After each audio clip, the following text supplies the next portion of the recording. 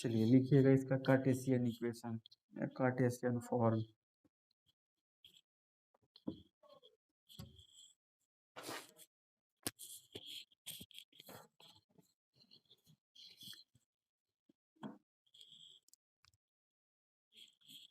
या ऐसा करें, दो तरीका है, एक तो यहाँ से n1 ये सबका मान निकाल कर डाल लीजिए, और नहीं तो दूसरा तरीका है कि ये वाला।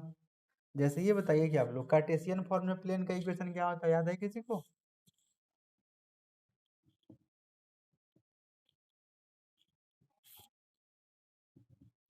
कार्टेशियन फॉर्म में प्लेन का इक्वेशन क्या होता है, याद है किसी को?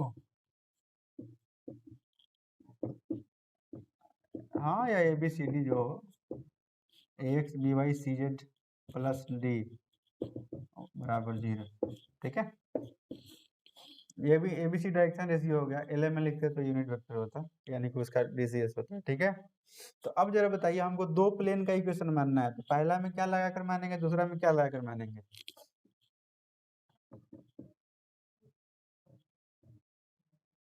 अरे ये प्लेन का इक्वेशन होता है जनरल फॉर्म, तो ये किसी मतलब जनरल प्लेन के लिए होता है, हमको दो प्लेन का लेना है, तो पहला में क्या क्या करके मानेंगे? x1 नहीं, x तो नहीं बदलेगा, जैसे r नहीं बदला वैसे ही x नहीं बदलेगा, ये वाला केवल ये बदल जाएगा, इसका डायरेक्शन रेशियो जो ABC है वो बदल जाएगा, ठीक है। ABC ये A1 B1 C1 D1 A2 B2 C2 let the Cartesian equations of two planes be A1 x plus B1 बराबर में D होता है ना, plus B1 y plus C1 Z बराबर में D1 होता है, तो उधर से D1 को इधर लाएंगे तो माइनस D1 हो जाएगा। ये D1 D बराबर में होता है, ध्यान दीजिएगा थ्योरी में, तो इसको इधर लाएंगे तो क्या हो जाएगा, उधर प्लस में था इधर आएगा तो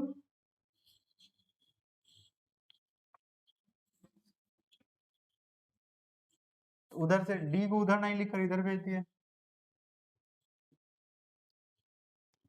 अरे बराबर में D लिखे तो या इधर में लिखे तो कोई दिक्कत, उधर, हाँ इंटरसेक्शन वाले में हमेशा उधर कुछ नहीं छोड़ते हैं, सबको इधर ला के ही मान डालते हैं, ठीक है। एंड दूसरा का हो जाएगा A1 A2x plus B2y plus C2z बराबर D2, then the equation of a plane through the intersection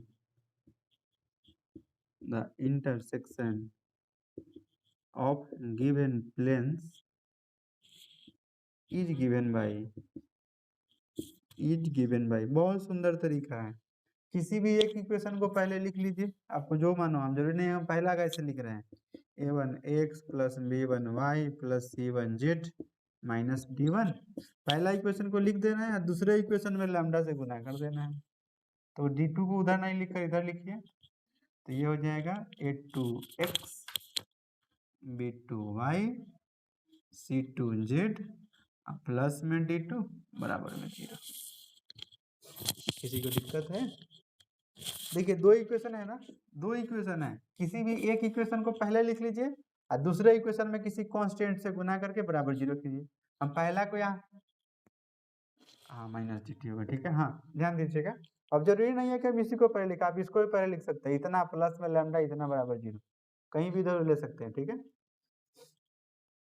अब हमको क्या करना पड़ेगा, ये लैम्डा का मान निकालना पड़ेगा, भाई इतना तो मान दिया हम, अब लैम्डा का मान निकाल कर यहाँ डाल दीजिएगा, तो जो फिर हल करने के बाद आएगा वही इसका आंसर होगा। अब लैम्डा का मान निकालने के लिए कोई ना कोई कंडीशन दिया होगा कि जो प्लेन का इक्वेशन निकाल रहे हैं किसी पॉइंट से पास कर रही है, ऐसा करके कुछ ना कुछ उसमें दिया होगा, या किसी पे परपेंडिकुलर है किसी के पैरेलल है, एक कंडीशन दिया होगा जिससे लैम्डा निकल जाए, यही लैम्डा का मान निकाल के इसमें डाल देना है, इक्वेशन निकल जाएगा, ठीक है।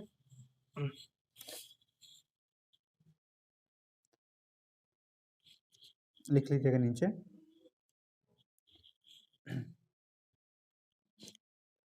Putting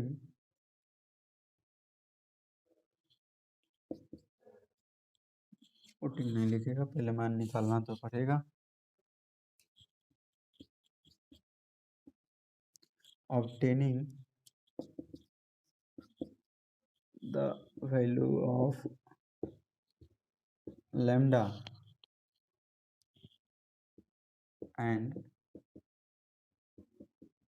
putting in above equation, we get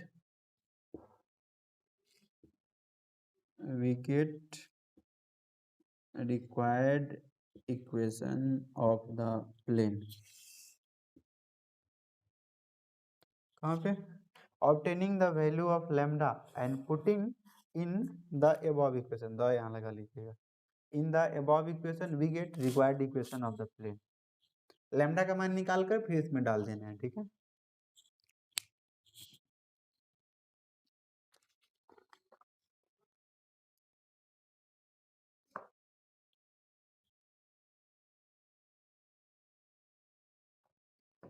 हो गया।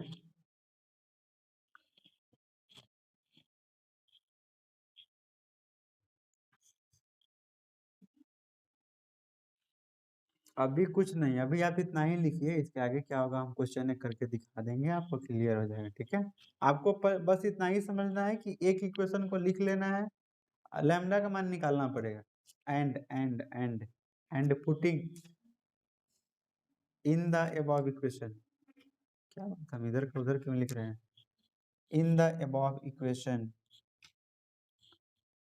We get required equation of the plane. क्या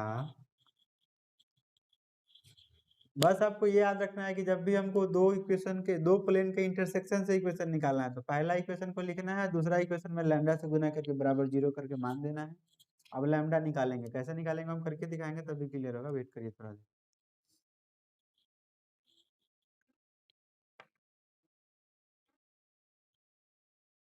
हो गया।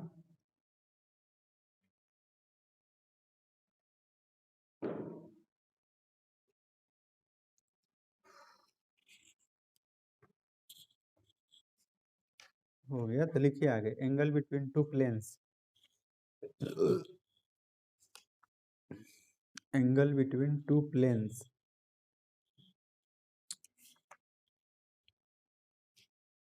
या इस पे एक क्वेश्चन बता दे तब आगे बताते हैं, क्या क्या करें बोलिए।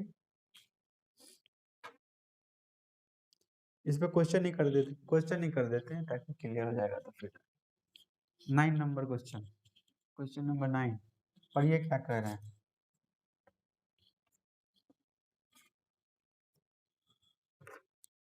Find the equation of the plane through the intersection of the plane. इतना है, इतना दो इक्वेशन दिया हुआ है, उसके इंटरसेक्शन है। देखिए कहने का मतलब है ना, मान लीजिए कि ये दो लाइन है, दो प्लेन है, लाइन नहीं प्लेन है। एक प्लेन ये रहा और फिर एक प्लेन आप ये ले लीजिए, एक प्लेन ये ले लीजिए, एक प्लेन ये रहा, एक प्लेन ये रहा, मान लीजिए कि ये φ1 हो गया, ये φ2 हो गया। अब हमको ऐसे प्लेन का इक्वेशन निकालना है जो दोनों को इंटरसेक्ट करे, दोनों को कट करे। अब हमको इसका इक्वेशन निकालना है। आई बात समझ में? एक प्लेन ये रहा, एक प्लेन ये रहा, अब जो आपको तीसरा निकालना है, जिसका इक्वेशन निकालना है, वो दोनों के इंटरसेक्शन से पास करे, ठीक है। हाँ प्लेन ही कट करेगा, तो हमको इस प्लेन का इक्वेशन निकालना है, क्लियर है। हाँ, तो इसमें जो दिया गया है, दो प्लेन का इक्वेशन दिया हुआ है, दो प्लेन का इक्वेशन जो दिया हुआ क्या क्या है, given equation of planes are, बोलिए तो कोई, 3x, हाँ -y, हाँ +2z, हाँ दूसरा -2 = 0। दो प्लेन का इक्वेशन हो गया, ठीक है। और वो पासिंग पॉइंट दिया गया है, पासिंग पॉइंट, पासिंग पॉइंट का यूज आपको लैम्डा निकालने में होगा, हमेशा याद रखिएगा, ठीक है। पासिंग पॉइंट का यूज 2, 2 और ये लैम्डा निकालने के काम आएगा। अब हम लोग सबसे पहले इक्वेशन मान लेंगे, क्या मानेंगे, let the required equation,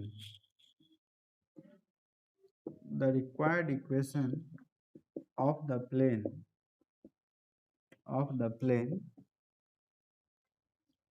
through the intersection of through the intersection of two given planes B, वही ऊपर वाला क्या सिखाया आपको बोलिए तो। एक इक्वेशन को लिख लेना है 3x minus Y plus 2z minus 4 और दूसरा में लैम्डा से गुना कर देना है तो x plus y plus z minus 2 बराबर 0। किसी को दिक्कत है क्या? ये ना सिखाया कि एक इक्वेशन को लिख देना है और दूसरा में लैम्डा से गुना करके बराबर 0 कर देना है। मान लीजिए कि इक्वेशन 1 है। यहाँ तक किसी को दिक्कत है तो बोलिए। अरे यहाँ तक किसी को दिक्कत है? चलिए अब क्या करना है, हमको लैम्डा का मान निकालना है तो वही लैम्डा का मान निकालने के लिए यहाँ दिया गया है। अच्छा ये बताइए इसमें एक्स वाई ये पॉइंट पास कर रहा है मतलब किसका मान हो गया? ये एक्स वाई जेड का मान हो गया। तो एक्स वाई जेड का मान डाल लेंगे तो बस यही ना एक वेरिएबल बन जाएगा लैम्डा। सिंस इट पासेस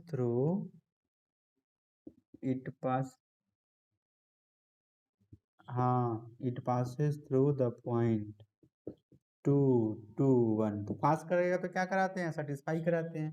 तो जहां जहां एक्स है वहां 2 डालिए, वाई की जगह पे 2 डालिए, जेड की जगह पे 1 डालकर हल करिए। तो 3 इंटू एक्स के जगह पे 2, वाई की जगह पे 2, 2 इंटू जेड के जगह पे 1 माइनस में 4 प्लस लैम्डा इंटू तो x का वैल्यू 2, y का वैल्यू 2, z का वैल्यू 1 माइनस में 2 बराबर में 0। तो 1 प्लस 2 1 माइनस 2 तो बेचारा कट जाएगा। यहाँ भी कुछ कटेगा देखिए तो ये 3 दूना 6 माइनस 4 और माइनस 2 कट जाएगा, काट दे। ये वाला देखिए 3 दूना 6 माइनस 4 माइनस 2 माइनस 6 मतलब ये तीनों मिलकर कट जाएगा। यहाँ कितना बच जाएगा? यहाँ यही बच जाएगा सिर्फ और सिर्फ, ठीक है, केवल 2 बच गया। यहाँ पे बन जाएगा कितना, 2 और 1 3 लैम्डा, 3 लैम्डा बराबर में 0। तो इसका मतलब है कि अगर हम 2 को उधर भेज दें तो 3 लैम्डा बराबर में -2 और इसका मतलब है कि लैम्डा बराबर उधर में -2 इधर से गुना में बटा। अब ये वाला 3 क्या करना है, यहाँ पे डाल देना है और हल कर देना है, जो आएगा वही आंसर होगा। नोट करिए ऊपर से। तो लैम्डा की जगह पे -2/3 डालेंगे तो बट्टा में 3 हो जाएगा। तो यहाँ भी बट्टा 1 करना होगा, लघुत्तम लेकर हल करना पड़ेगा। अब क्यों डालेंगे एक्स वाई जेड, तो डालकर यहाँ इक्वेशन तो एक्स वाई जेड में ही आएगा। तो लैम्डा निकाले हैं तो पॉइंट में एक्स वाई जेड डाले। अब आपको केवल लैम्डा का मान डालना है, बाद बाकी सब वैसे उतर जाएगा। एक्स वाई जेड में कोई अंतर नहीं होगा। थ्योरी में क्या लिखे हैं नीचे, लैम्डा का मान निकालना है फिर उसको उसमें डालना है।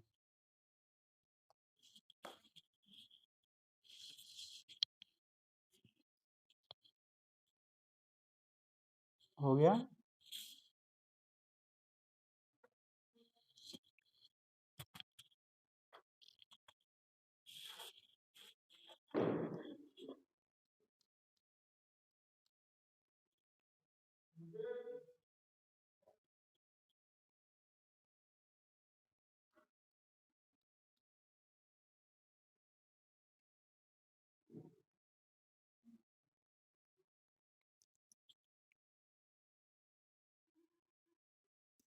तो क्या कहना है,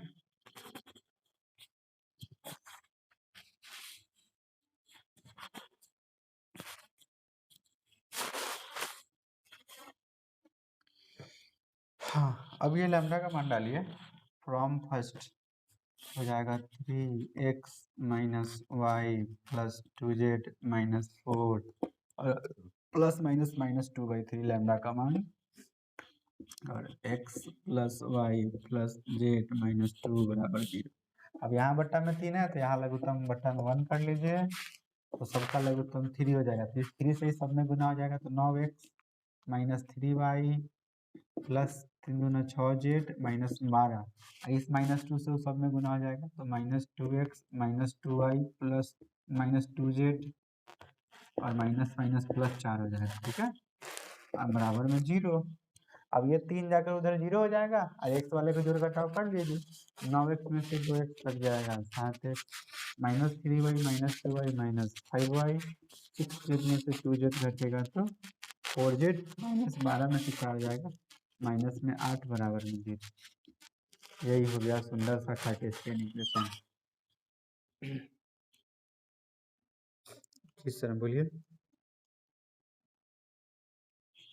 हाँ नहीं, अब तो अभी तो मेरा स्पीड बहुत घट गया, स्पीड बहुत घट गया।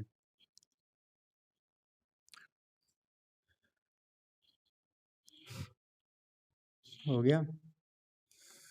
तो आपके चेहरे की उदासी आप लोग कह रही है कि अब आगे नहीं पढ़ाना चाहिए, नहीं पढ़ा दे?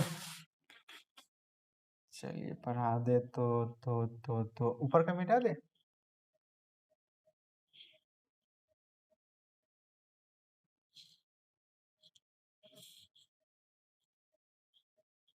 काय को? हम समझ रहे हैं, ये लोग कह